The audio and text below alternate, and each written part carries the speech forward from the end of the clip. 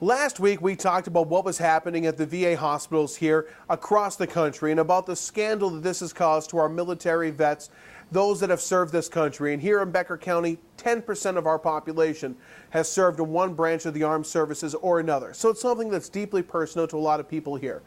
Shortly after that, we learned about a prisoner exchange here in the United States that has really got people up in arms. And frankly, I believe personally that this prisoner exchange was a shameful attempt by the President's administration in order to try to win back some of the trust from the vets out there in this country that was lost because of the VA scandal.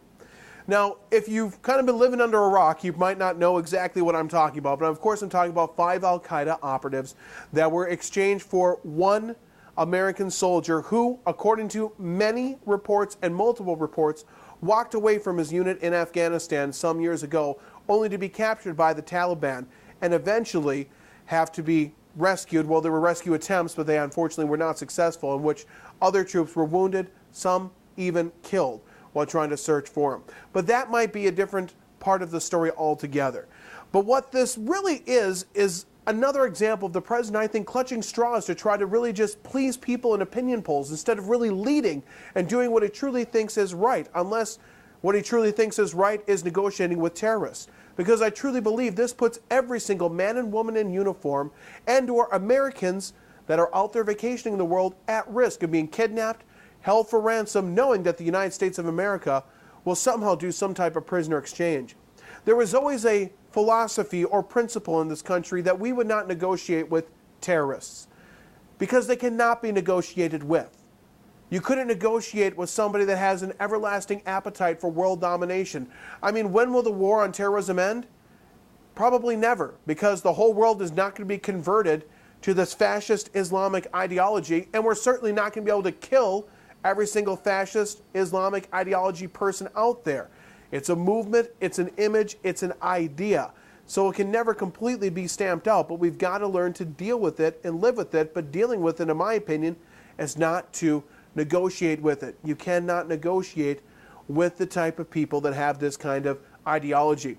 And the whole concept of these 5 prisoners that we exchanged for our one U.S. soldier, that those 5 will not be involved again in some way against the fight against America, I think is almost laughable.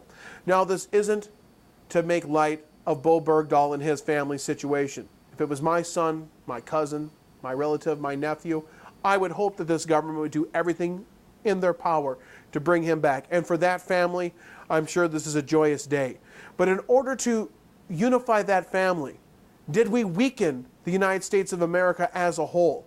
And furthermore, did we weaken our world standing and position as a whole in the war on terror to try to improve some poll numbers after you get caught in an absolutely despicable scandal on which you let those same vets that you claim to have been so proud of and you claim to want to protect and defend, when you exchange back for one that walked away from his uniform and country and had basically said he didn't want to serve this nation anymore? Did we sacrifice all that for opinion votes? And that's what I think has happened here. A lot of the country is reeled by this, and I think the administration is probably shocked by most of the country, reeling back their heads and going, what are you doing? Why did you do this? But to the common person on Main Street, it's very simple. Why? 5 for 1 doesn't make sense. We don't negotiate with terrorists. That's not the way we're going to make our country safer and a better place to live. The average Joe on the street and Jane on the street understands that. Why doesn't this administration get that? It just shows the huge disconnect that's occurred in this second term of this president with the American people.